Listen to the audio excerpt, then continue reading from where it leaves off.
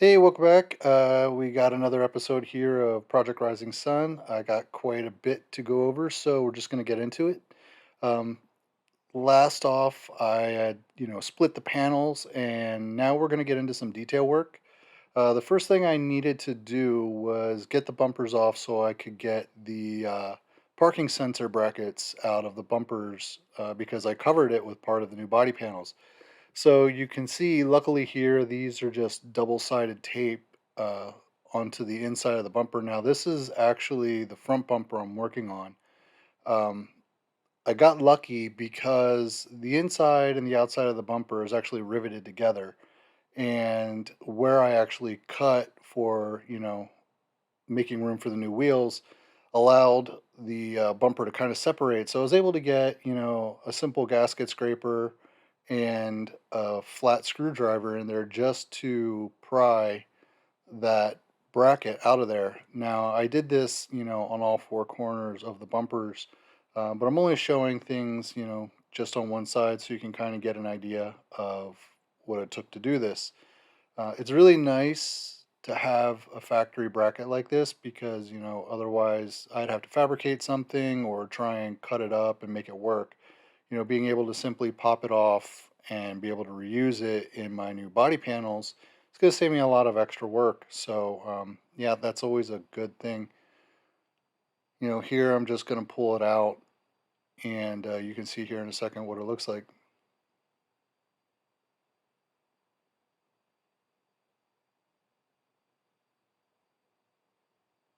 So that's pretty much it. That's just what holds the sensor in place. So now I am going to be repairing the areas that I cut. Originally, there are, like I said, plastic rivets that hold the inside and the outside bumper together. There's, snap fittings, whatever. The area that I'm sanding right now is where I actually cut, and this section of the bumper is now really floppy. When I put the new body panels that I made on here, this area in the bumper in particular was really loose. So what I want to do is bond this section back together. Now that I've got the bracket out, let's put it back together and make it strong again. So what I'm going to do is I'm going to scuff, the inside on of the bumper, both sections, the back of the painted side and the back side of the black plastic there, and we'll use some bonder to actually make it permanent. You'll see that later on. So I'm just going to speed up the video now, but what I want to do is make sure that I get all the surfaces that I want to bond really scuffed good. I want to make sure that there's nothing in there that could, potentially allow this stuff to separate over time. So the next step here is going to be cleaning the surfaces, before we bond them. This is probably one of the number one areas where people kind of, I don't want to say mess up, but they don't pay enough attention to. Anything that you're doing when you're talking about fiberglass, paint, bonding any kind of surface to surface, you really got to make sure areas are cleaned. You know, if you're not quite sure what to use, look online, look on the actual product that you're using to bond with and see what it recommends that you use. You just want to make sure that you're getting all the, like, oils, chemicals, debris, anything off these surfaces to make sure that this bond is going to last, a lifetime. So one of the other things I want to say is when you're cleaning surfaces, you can see like I'm touching my fingers on the back side of the one surface.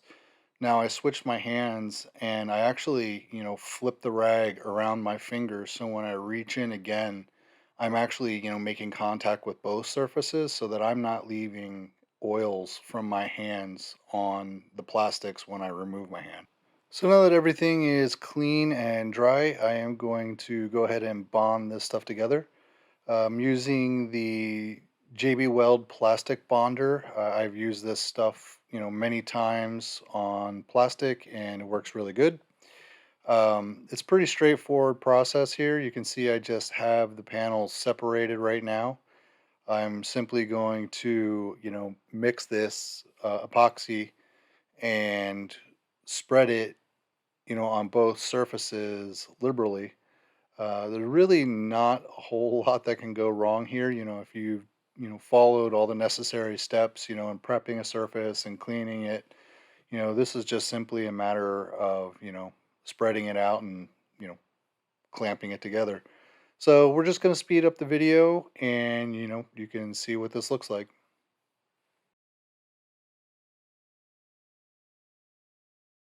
So I have to extend the wiring now through the front bumper here, or actually all the body panels.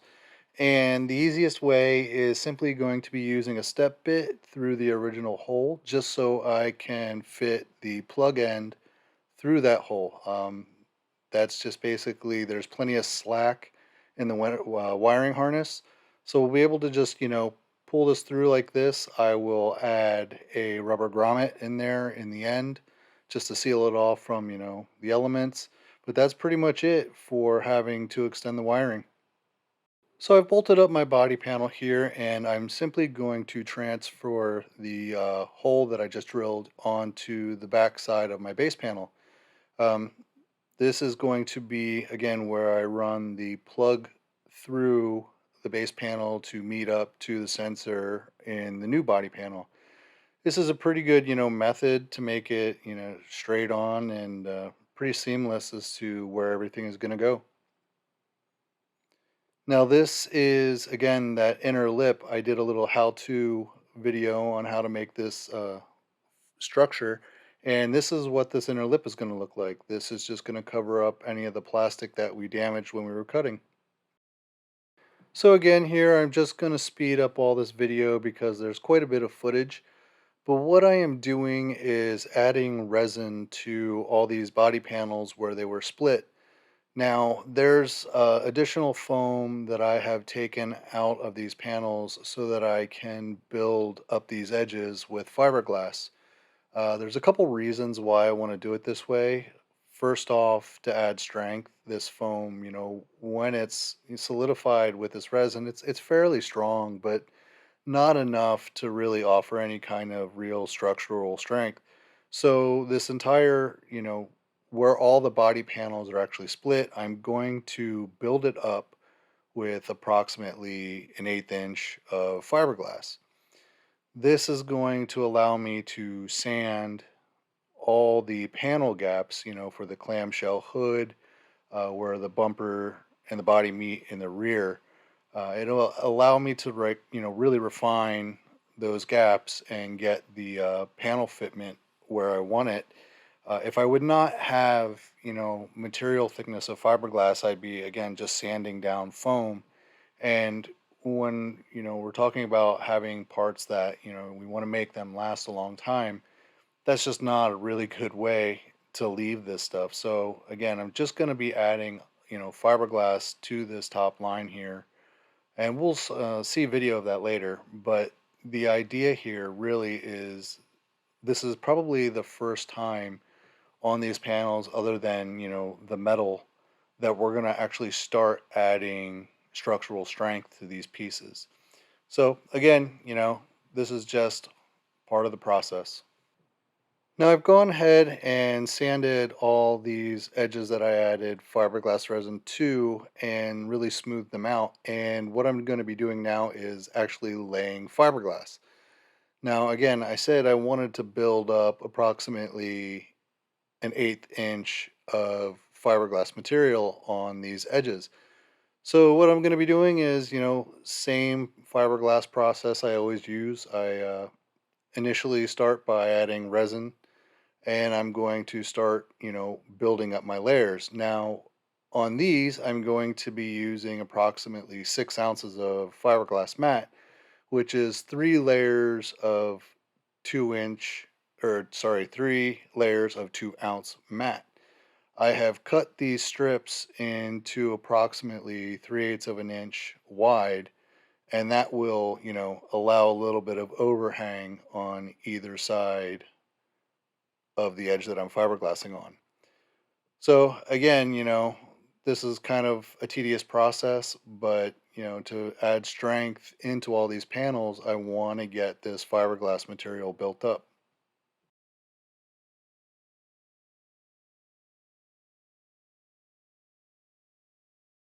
Okay, so this is one of the panels that is dry, and you can see the definitive line between the foam and the fiberglass. And again, my goal was to build up an eighth, and I have just a little over an eighth of an inch of buildup of fiberglass. So what I wanted to do was definitely successful, and this will allow me to start working on producing the gaps in the panels.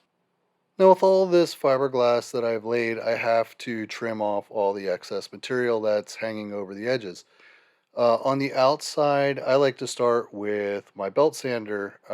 It just does fast work with, all the little jagged edges, and it's pretty easy to control these larger panels with that large wide belt. So for me, this is just how I like to do it. If you were going to do this at home, you could do it however you want, but this is definitely my preferred method for removing fiberglass material quickly on larger panels like this. The next tool I'm going to use is my orbital, and what I'm going to be doing here is feathering the edge from the fiber where the fiberglass and the foam actually meet. I was able to take it down, pretty close with my belt sander, but I didn't, want to risk damaging the foam panel in any way. So there's still a little bit of material that has to be removed. I'm using 100 grit paper here, and all I'm going to be doing, like I said, is just really blending that edge of where the two materials meet. And this is also a really good time to remove any maybe drips or, runs from resin that might have, run down the panel from when we were laying our fiberglass. So now I'm moving on to the inside of the panels here, and again, kind of like the outside, I'm going to start off with a belt sander. I'm using one of these little mini belt sanders. If you've ever done fiberglass and haven't ever tried using one of these things, I highly recommend it. These things are really great. They take down, dried fiberglass really quick, uh, but they're pretty easy to control. So, what I'm going to be doing is pretty much the same thing on the outside. I'm going to take down this rough edge as close to the foam as I can. The insides of the panels here really taper and get very narrow, so there really wasn't a good way to get anything in there in the way of a sander. So next best thing for me is my air saw or my body saw. Um, this is kind of a little tricky situation here because, if you take away that internal foam, you're going to cause damage that you're going to have to repair. So if you're going to do something like this, take your time. Really, all I'm doing is allowing the blade to rest on that foam, and I'm just kind of guiding it along, and really, honestly, just taking my time and paying attention to my cut to make sure that I'm not, taking away anything that I don't want to. One thing you could do here is, go high with your cut, maybe do it in a couple smaller cuts, take smaller sections out, and so that you can kind of see the line, you know, where you're cutting closer and closer to the foam. But, sometimes you have to make do with the situation that you have and, the tools that you have at your disposal. So this is just the quickest and best way that I found to do these sections. So now that I have all that, excess material removed from the inside of the panel like I did on the outside, I have to, go again and feather out these edges. And, you can use whatever you would like here. I'm just simply using a paint stick and some 60 grit paper. It's just kind of like a very small block. You could, use a file if you wanted to. You could use a rasp. Again, pretty much whatever tool that you feel comfortable with. For me, I had everything worked down really close to the foam, so it wasn't that much of a challenge to just kind of go in there with some 60 grit and feather out the edges and get, things smoothed out the way I wanted them. Again, on the inside panel here, I did the same thing when I saw any kind of runs or puddles or whatever, that little bit of extra resin that was left over, I just went ahead and removed it. It's not anything that's really bad or going to do any harm because you got to, remember all this stuff is going to get fiberglassed over anyway. So eventually it was going to get sanded down. But I mean, while you're there, makes sense just to take care of it. That way you don't have a lot of extra unnecessary cleanup in the end. So yeah, that's pretty much what it took to get everything to this point. Now, this is going to be the last step in the process here to get these panels ready to go back on the car. And what I'm doing is block sanding these lines that I fiberglass to straighten them out. Um, the measurements that I took to establish these lines were, accurate, but loosely accurate. So I don't expect these panels to bolt back up and have, premium gaps exactly where I want them. There's going to be a lot of sanding involved. Um, the way that the foam, was cut sat at a certain angle, and the actual um, body lines sit at a different angle. So there's going to be a lot of sanding and tweaking and different things that are going to have to go on to get these things to have the correct panel gaps.